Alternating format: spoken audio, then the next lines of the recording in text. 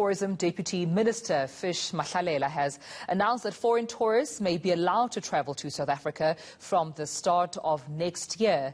But he's also highlighted that domestic travel is likely to open in late September or even early October.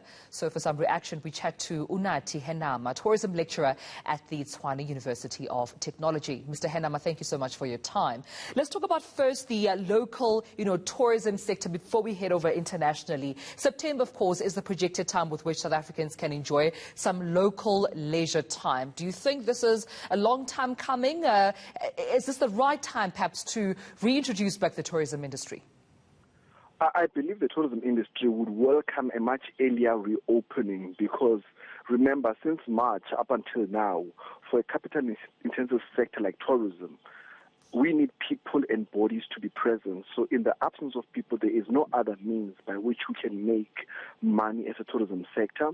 But we are hopeful that our minister will continue to lobby for much earlier reopening, especially for leisure travel, which obviously is important to ensure that the domestic tourism industry does not end up never recovering ever after. Yeah, this, of course, prior to the president saying that we would be coming into the eye of the storm. We are in the eye of the storm. We are within that storm right now in terms of those peaks that we're seeing even in Gauteng. Do you think an earlier opening of the sector would be advisable at this time?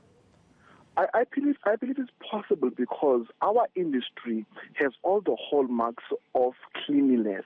Our industry is known for ensuring the highest standards of hygiene. So ensuring social distancing and following all the World Health Organization protocols will just be easy because it is our normal process that we do. And the tourism industry has been at the forefront of coming with the protocols to ensure that we comply by obviously learning from international experience and ensuring that we prepare the tourism industry locally.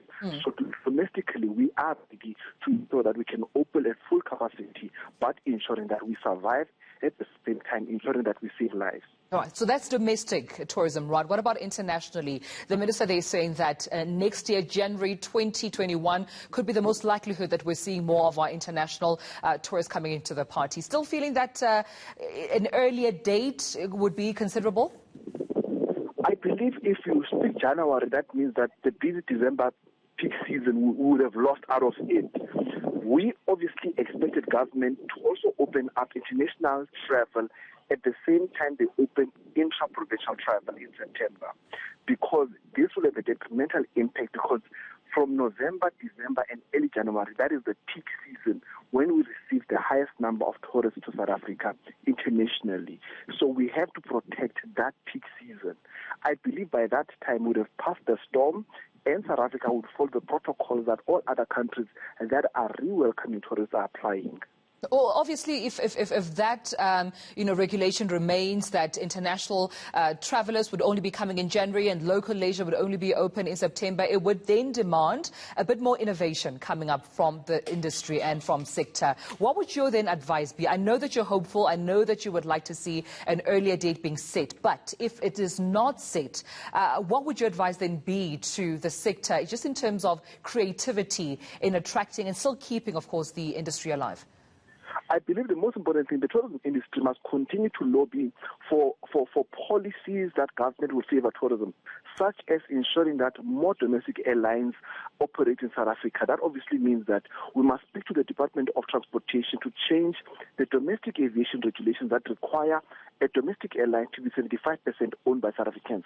If we can change that, then domestic tourism will pick up because flights will be cheaper. So I believe we should start looking at policies that government has in various departments, such as home affairs, such as transportation, which have a negative impact on the growth of tourism. Yeah. At this point, how is sector then sustaining itself? The sector, I believe, is possibly on its knees right now because they are only able to get only business travelers, and that is not sustainable. So the sector is possibly on its knees, and there are several establishments that will never reopen again because, remember, we are a very capital-intensive industry. Without warm bodies, there is no way we can make money.